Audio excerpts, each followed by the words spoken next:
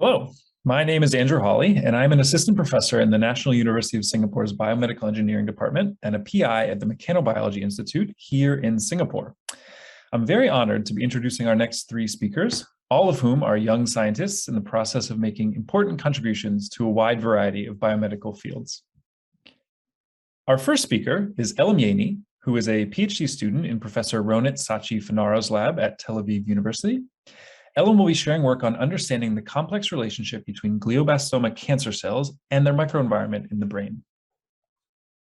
Hello, everybody. My name is Eilam Yeini, and I'm a postdoctoral fellow at Ronit Sachi-Fanaro's laboratory at Tel Aviv University, Israel.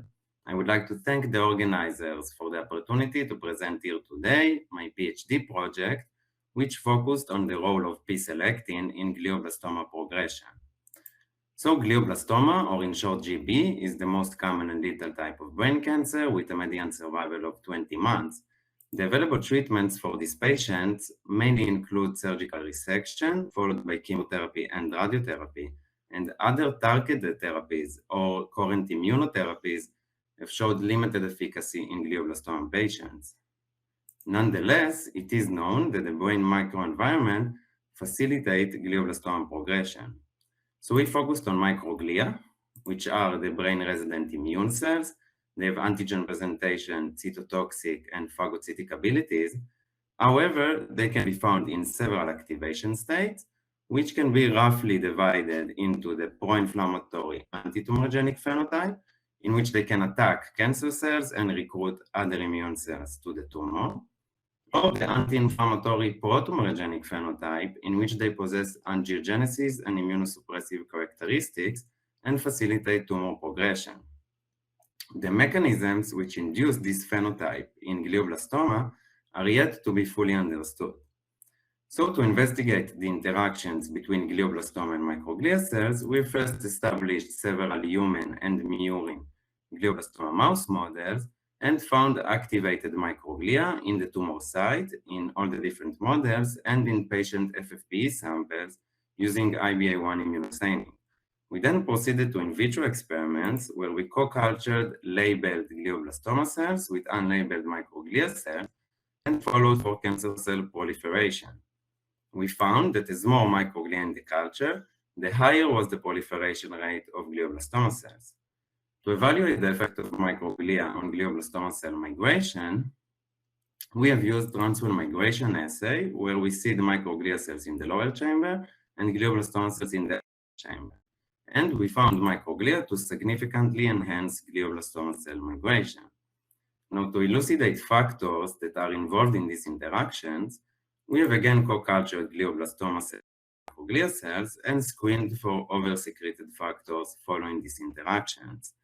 Using both patient-derived and murine glioblastoma cells, we found high secretion of P-Selectin in the co-culture medium compared to the monocultures.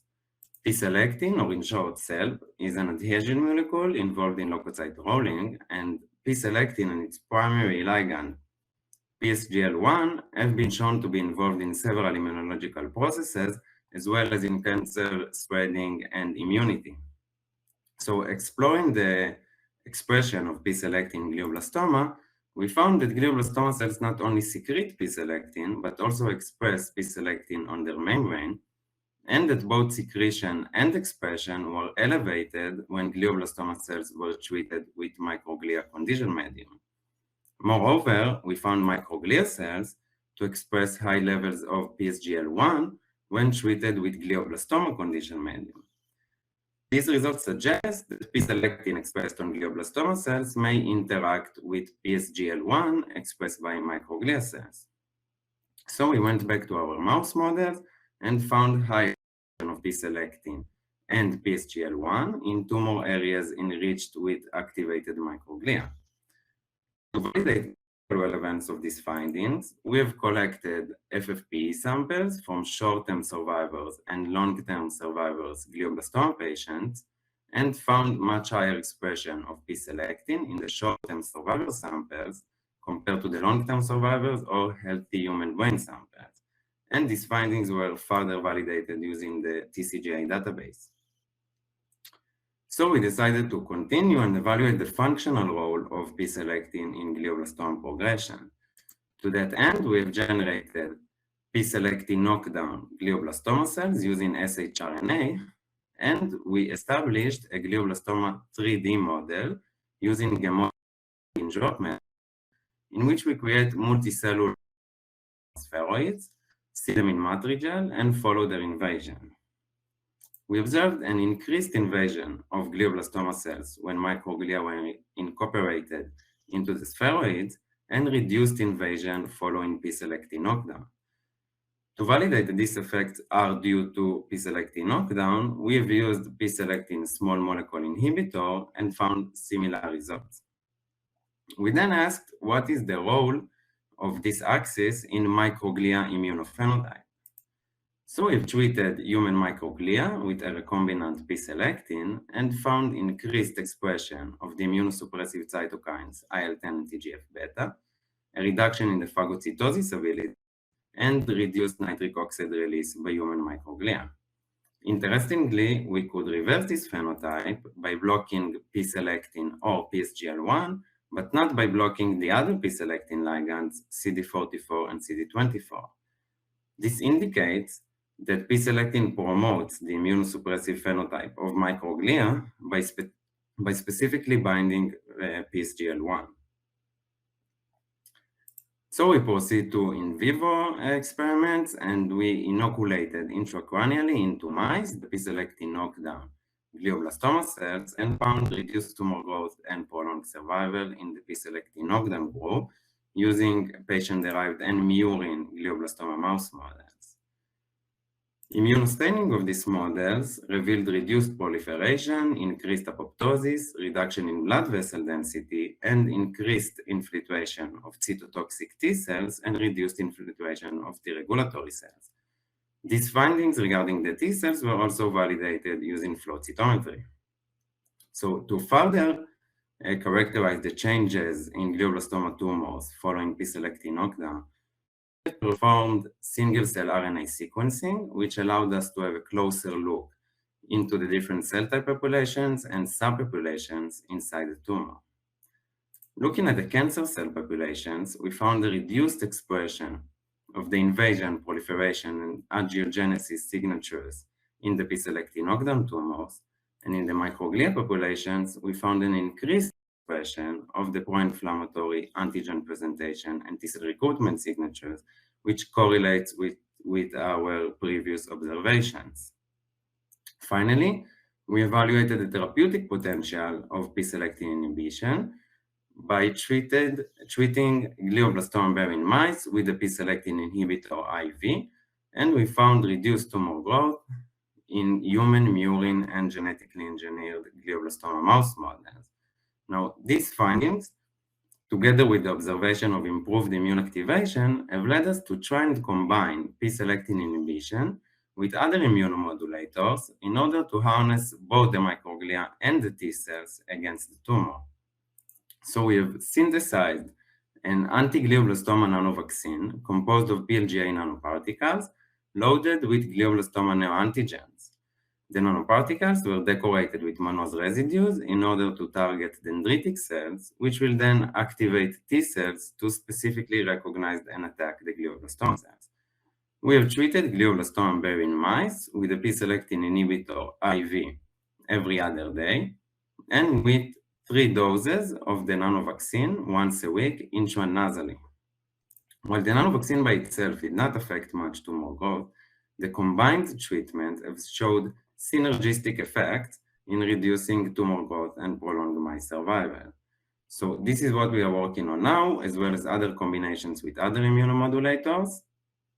So to conclude, we've showed that P-Selectin mediates glioblastoma cell migration and proliferation, that P-Selectin and PSGL1 axis promotes the pro-tumorigenic phenotype of microglia.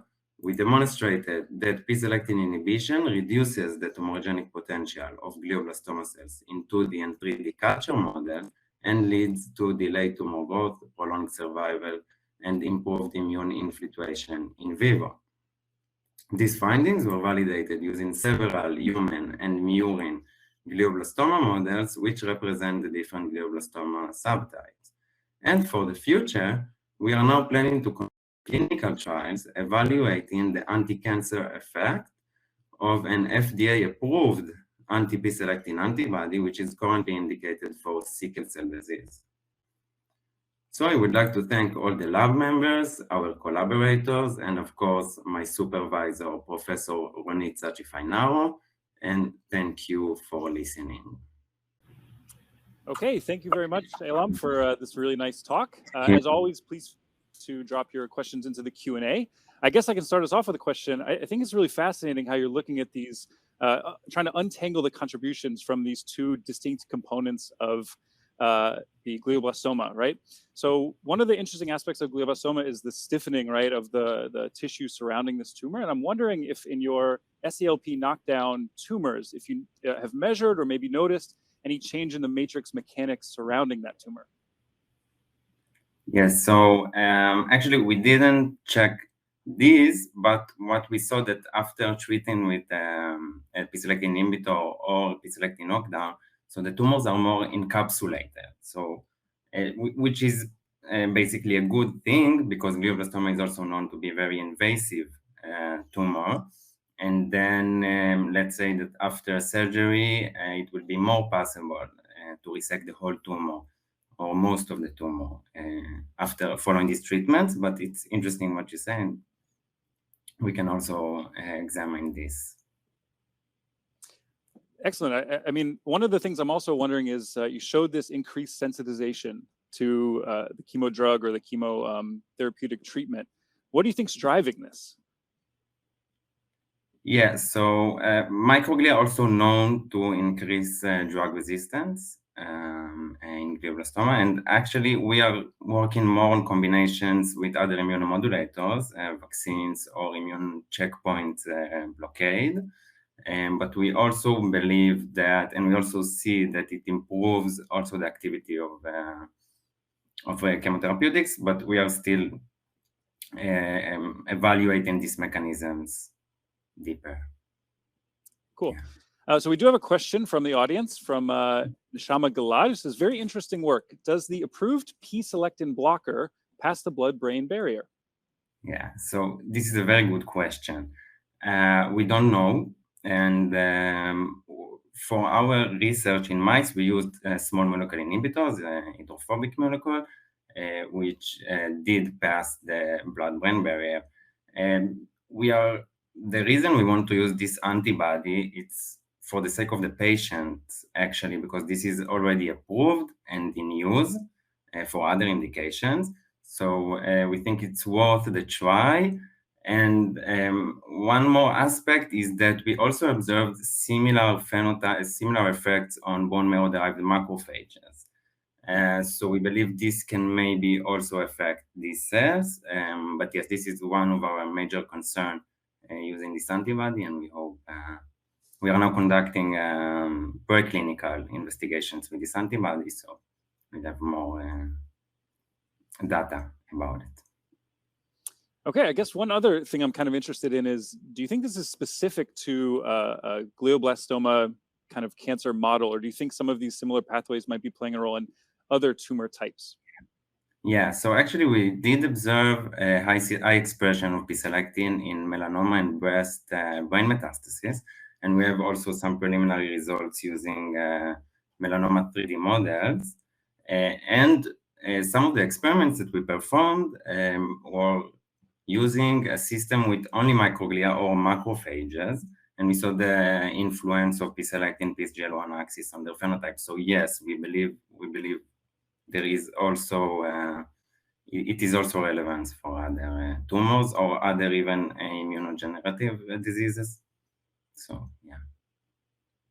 Okay, so is this the plan next to try to administer a P-Selectin knockout or interfere with SELP for breast cancer or colon cancer, something like this? Or are you focused more on sort of secondary metastases from an initial brain cancer? Yes, so now we are focusing on glioblastoma and melanoma brain metastasis. Mm-hmm. But yes, this is one of our plans to also examine other primary tumors and see the role of P-Selectin and their interactions with immune cells. Okay, excellent. Thanks again for your nice work. Oh, actually, we have one more question that just came in. Katie Croft's wondering, have you considered a combination with therapies such as focused ultrasound with microbubbles to alleviate this blood-brain barrier issue, which might allow temporary permeability? Yeah, this is very interesting. We actually started a collaboration with another lab in our institute that is specialized in this ultrasound BBB opening. And so, yes, we are looking into it. Unfortunately, I don't have any data at the moment, but we really hope it will improve the antibody penetration. Excellent. We'll look forward to seeing that data next year, maybe. Okay, Yeah. thanks, Eilam. I think we can move on to the next talk at this point.